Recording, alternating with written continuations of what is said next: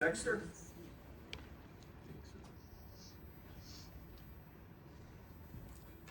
I'm feisty too. Good. And I surely am guessing that it's not a surprise that I'm up here and I'm up here about the ordinance and the fee for EMS. I understand, especially attending the finance meeting, that there's financial problems there. I understand that. However, having an ordinance that is vague at best does not seem to me to be the way to solve this problem. I would ask that the board take more time to consider the verbiage used here. Anything that is free is likely to be abused should not be in this at all. That's kind of a facetious statement to put in there in an ordinance for the village. Frequent call properties, the penalty is going to the property owner. What happens if I'm an apartment complex, I own an apartment, and several calls happen here? Is the tenant the property owner in that situation? Or is the building owner the property owner in that situation? Because as a landlord, I don't want to be paying penalties because somebody who is diabetic or something like that has a call, they get their blood sugar balance, they don't wanna go, they refuse transport, but the bill is going to come to me now.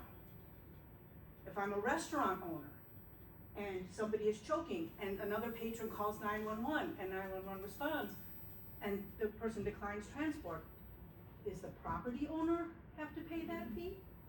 Because that's the way it's worded here, is it's the property owner pays the fee. Not the person who refuses transport, the property owner. And that's too vague for my liking. I don't know if anybody else agrees with me, but that seems very, very open to lawsuit. Somebody's, some property owner saying, excuse me. And I understand, I get a feeling, and I'm not sure, this is just a feeling, that this is targeted towards assisted living and frequent calls to assisted living. And now, I'm not sure how it could be built into fee structures or whatever, but I also don't like assisted livings being targeted. My mom was in one, and I don't want for 1 second them to think, I am not going to call EMS, because I don't want to have to pay a fine, because it's questionable whether this person is gonna be transported or not.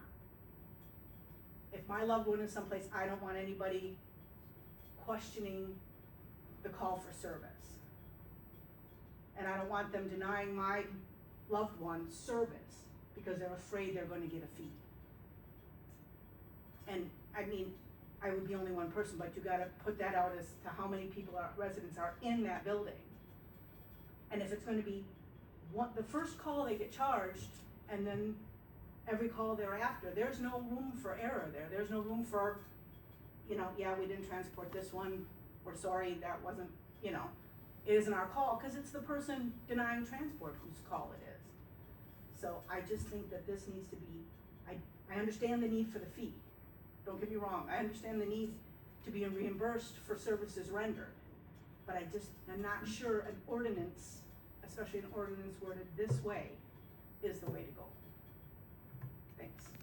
Thank you.